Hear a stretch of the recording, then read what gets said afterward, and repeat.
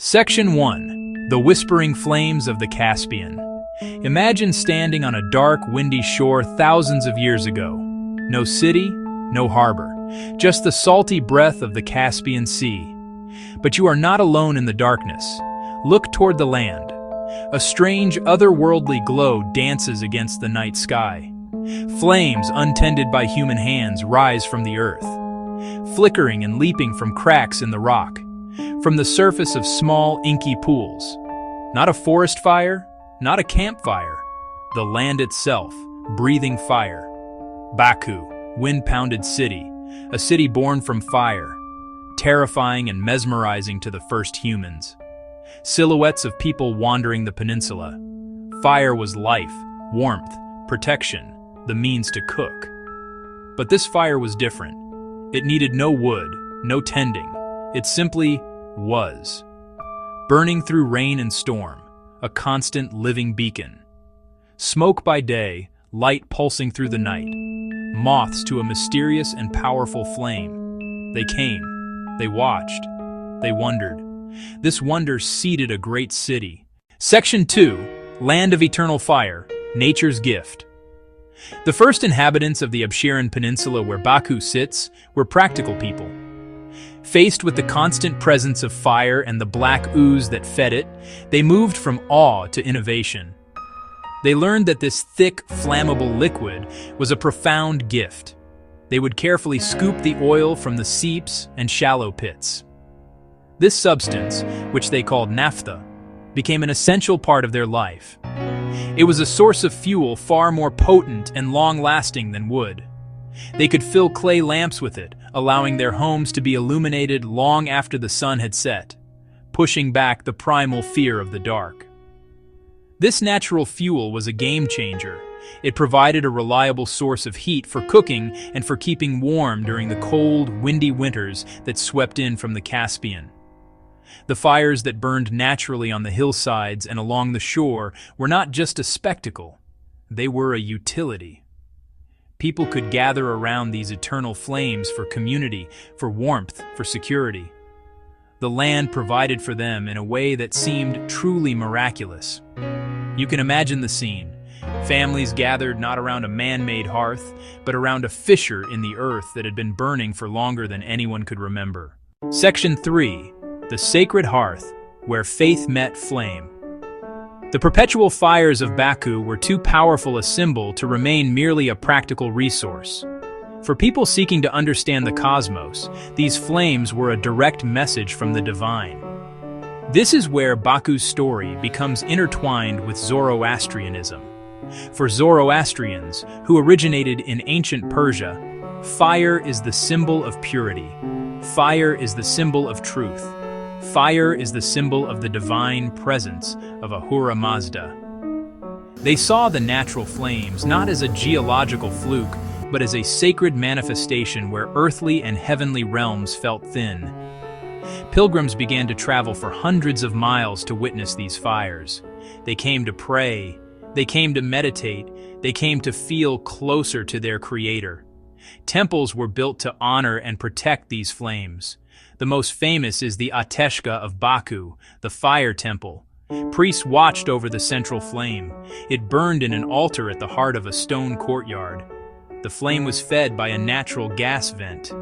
Priests conducted rituals, priests chanted hymns, priests offered prayers, faces lit by holy fire. The temple became a center of faith, a spiritual destination. Believers came from Persia. Believers came from India. One central figure was the Magi, the Zoroastrian priest. They were not magicians in the modern sense, but learned men, scholars of theology, scholars of the natural world. They were the keepers of the flame, ensuring rituals were correct. Their devotion was absolute, lives dedicated to the eternal fire. Section 4.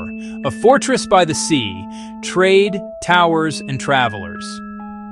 As its fame grew, Baku's strategic location on the Caspian Sea became impossible to ignore. It was a perfect natural harbor, a safe haven on a sea that connected Asia and Europe. This is when Baku began to transform from a collection of temples into a fortified trading hub. Merchants from the Volga to the north and from Persia to the south found Baku an ideal waypoint. The city became a node on a branch of the Silk Road, a place where goods and ideas could be exchanged. To protect prosperity, the people built walls. The old city is a maze of narrow alleyways enclosed by thick, crenellated fortifications. This was the heart of medieval Baku, a place of safety and commerce. Its most iconic structure, the Maiden Tower. This enigmatic stone cylinder, nearly 100 feet tall, has stood watch over the harbor for at least a millennium. Its original purpose is still debated. Was it a defensive bastion? An astronomical observatory? A Zoroastrian temple? Its mystery is part of its power. The Maiden Tower became the symbol of strength and endurance. It has withstood sieges, earthquakes, and time. For sailors, the first sight, a promise of shelter and trade. For citizens, a reminder of history and resilience. A stone sentinel in a world of shifting empires. For ordinary people within Baku's walls, oil was woven into daily life. Their homes, built from local limestone, clustered in cool, narrow streets that shaded summer sun. At night, darkness yielded to flickering lamps, all fueled by abundant oil. The air carried a slightly sulfuric scent, the earth's gift, not a nuisance, the aroma of home, the scent of security and light. Work and craft were bound to this resource.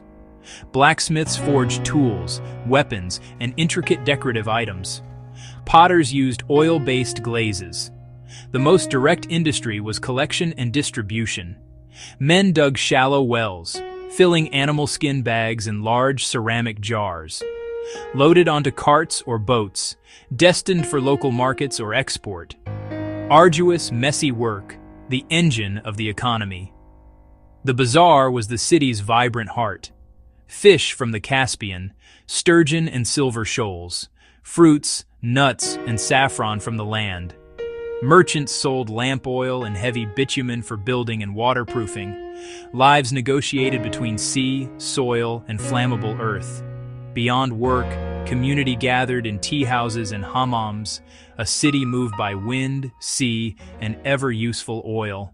Section 6, Echoes of the Past, Legends and Lasting Light. Not a god, but a hero. A great fiery monster, a dragon, rose from a flaming hill and terrorized the people. A brave young man vowed to defeat it, not with a sword, but with his wits. He saw the beast drew strength from a single fiery vent. By diverting water, he quenched that flame, weakening the beast enough to be slain. A simple legend that speaks volumes, from worship to mastery, Baku's story. Many ancient vents are gone, overtaken by vast oil fields. Yet they are not forgotten. Their light has been transformed. The god fire became the city's energy. It powers the flame towers, giant tongues of fire illuminating the sky in man-made echo of the ancient spectacle. To walk Baku is to walk through layers of time. In the old city, you feel 1,000 years. Alleys scarcely changed for centuries. Beyond the walls, a modern metropolis hums. Continuity and change, side by side. The whispering flames became a quiet foundation. The secret is memory. The ancient flame endures, in name, legend, and people. A warm, steady glow in the city's heart. A quiet reminder of fiery beginnings.